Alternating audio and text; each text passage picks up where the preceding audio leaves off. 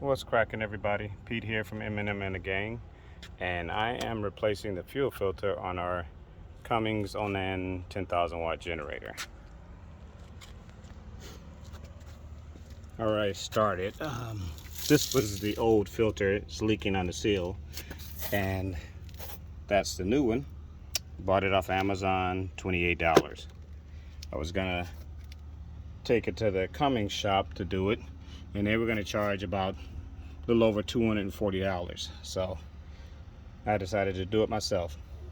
You can see the mess it made, the fuel leak, leaking diesel fuel, and down there. So don't know when it tore, but when the seal broke. But anyway, it's not difficult to take off. Fuel filter sits underneath these hoses, and there's the two screws here that hold it together. Right there, and there are two screws. So you just have to put that in there. The hardest part of changing this is getting it in underneath these hoses.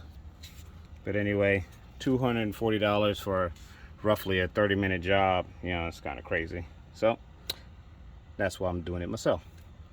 And next, I'm gonna have to clean up all that diesel that's all dry. Well, it's not really dry, but it got a lot of dirt and stuff. Came all the way around here, so it was leaking pretty good. So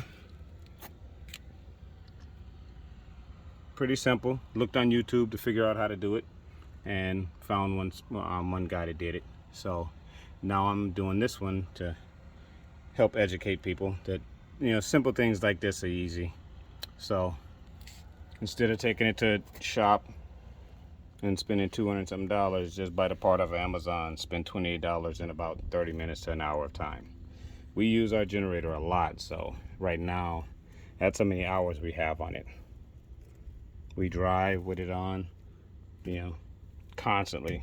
Even when we boondock, we let it run all day. So pretty much it was time for it to be replaced.